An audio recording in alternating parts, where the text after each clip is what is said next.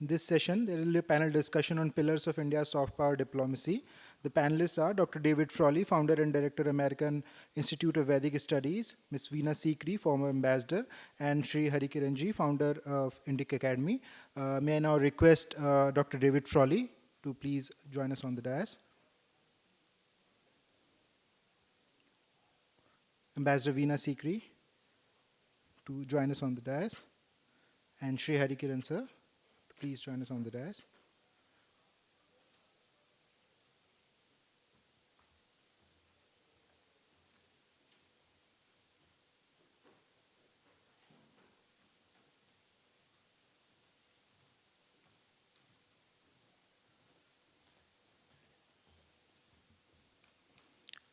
Shri Harikiran sir will moderate the session. Over to you, sir.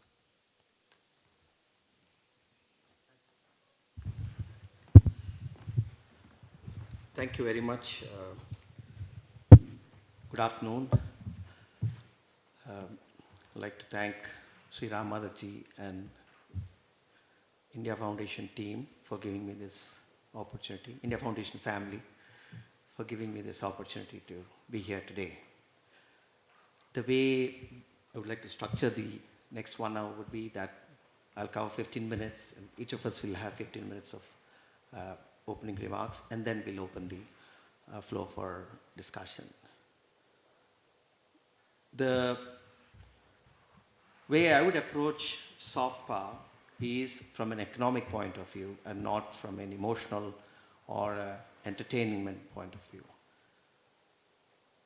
Imagine a situation. I was recently in California attending an executive program in Singularity University. And there was a session going on, and there was a booth there, a meditation booth. And I went into the booth, and they put a headset around me. 15 minutes of meditation, and I heard little birds in my... And the lady said that if you heard the birds, then you have meditated and you're very, very calm and peaceful. This is the kind of product, and this startup, this company called Muse, you can check it up on the App Store. It's one of the hottest startups. Again, in another conference in TED, the conference was happening, and there were 6 pods, like a space capsule. There were 6 pods, white fiberglass pods, wherein they open it and you sit and you stretch your legs and you can meditate for 20 minutes. It's called a meditation pod. You can Google it and you can see it's a very beautifully done design. So imagine you're using this, you're meditating, and then you're going and buying some health products called Aveda, which is entirely based on Ayurveda. And then you go home and the doctor says that, look, bacteria is, the whole ecosystem is bacteria, and you must have kombucha every day. So you have your gut shots or you have your kombucha. And then you switch on the TV, and then Quantico comes, and sure enough, Priyanka Chopra is there. And then you change the channels, and then Golden Globe Awards come, and then you see again Priyanka Chopra announcing the awards. So you actually see the impact of soft power across different verticals. If you speak to any entrepreneur in Palo Alto, he will tell you that he has just come back from a 10-day retreat, mindfulness retreat, or a meditation retreat, or a silent retreat. Stanford or Harvard recently has concluded studies saying that mantras enhances your memory power. Sure enough, I challenge you that in a few years' time, there will be Vedic chanting studios wherein an executive will quickly go listen to Vedic mantras and go back to work. This is the kind of trends that are emerging in the world today. Broadly, I would say that there are 4 C's. One is curated cultural experiences. One is craft. World over, people are saying no to large companies.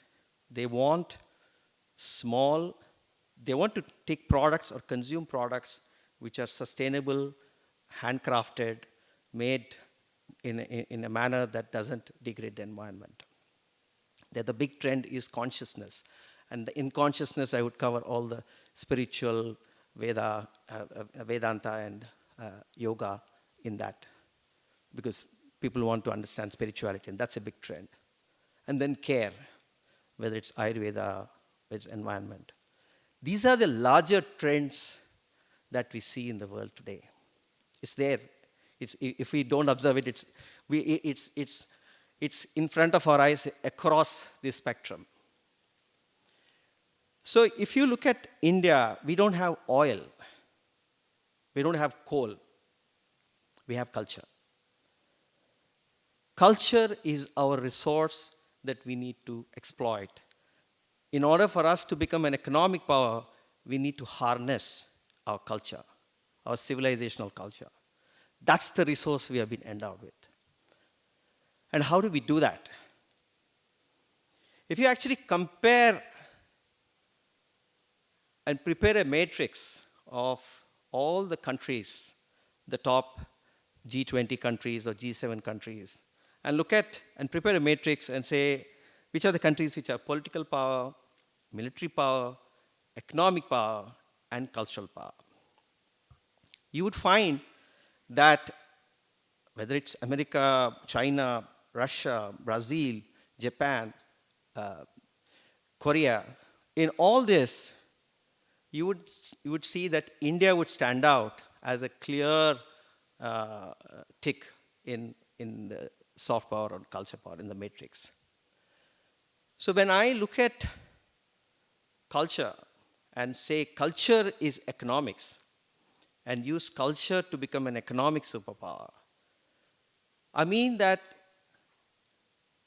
we look at the value chain of culture. If it's a performance, what goes behind that performance? If it is a retreat, what goes behind that retreat? If it's a product, Ayurveda product, what goes behind it? Everything is about economics. And we need to look at how do we harness that economic activity. Now, I had come across a business plan made by McKinsey 20 years ago on software. And they went about it in a very structured way. If you look at a similar approach and we say that we create a business plan for the country, now that we realize that soft power is a means to become an economic power. If we want to be an economic power, we need to have a business plan. And if we need a business plan, we need to have some kind of a strategic direction and understand what are the pillars of soft power. How do we prepare this business plan? So I look at soft power in 12 verticals. Spirituality is one vertical. Yoga is one vertical. Ayurveda is one vertical. Music, films, literature, performing arts, visual arts, tourism, cuisine, handicrafts. All these are different verticals that you. So these are the 12 pillars of our culture and soft power. Now look at 50 countries, 50 cities around the world, and prepare a matrix and say, each of these verticals, what is my position? Where do I stand in each of these cities? Where do I stand insofar as cuisine is concerned in Adelaide? How many restaurants are there? How many more restaurants can be there? Where do I stand in terms of handicrafts in Palo Alto? So if you think about it in that way, then you will have a snapshot of what exactly is our position in actionable, measurable way. Where do we stand across these verticals, across this globe, across these 50 cities in the globe? Once we have that, imagine that you're entering in the Ministry of External Affairs and there's a special room which is full of monitors, and actually monitoring all these 50 cities, you have a map and you have a presence which is infographics and GIS monitored, and you say that, okay, here, there's one more yoga studio opened today, and then you immediately see that that has gone up. So imagine a situation that we are monitoring on a real-time basis the impact of our soft power in economic terms. That's the kind of a action plan one can make. And we can do that, and we can have a target of becoming a soft power by 2030.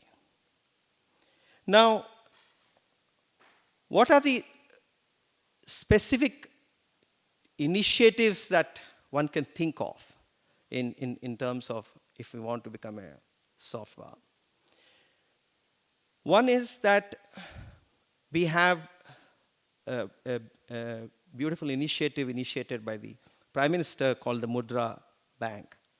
Now imagine there's a Mudra Global, and you have a situation wherein Mudra Global refinances any entrepreneur around the world who wants to set up a outfit, including a pakoda selling a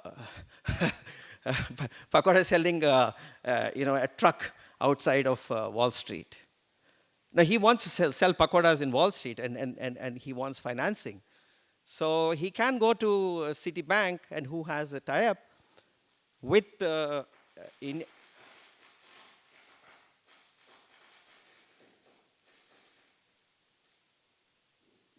he can go to Citibank. Can you hear me? Yeah.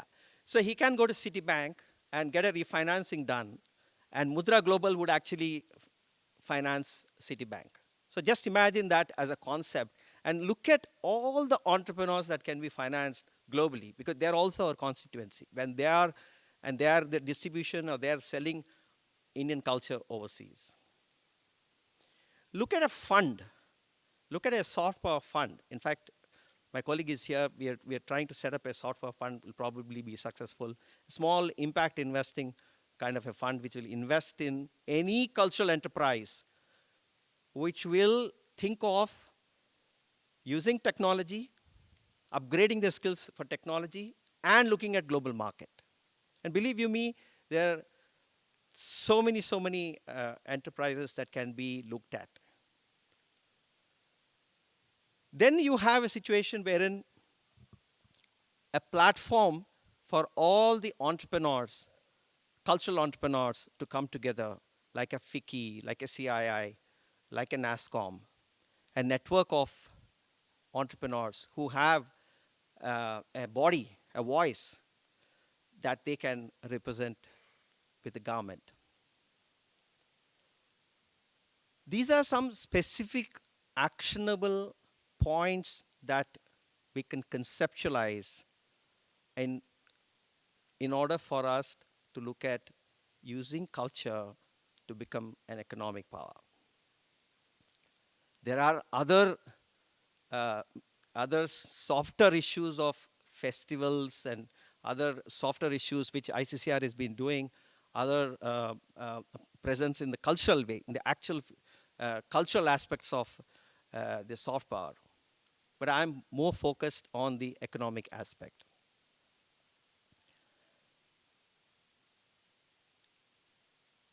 It is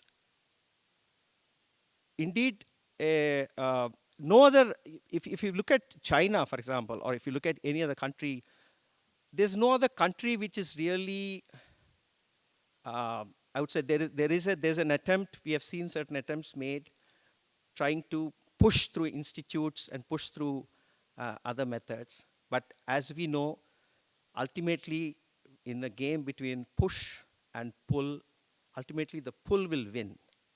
The push is only to kickstart. Ultimately, the demand has to come from the consumer.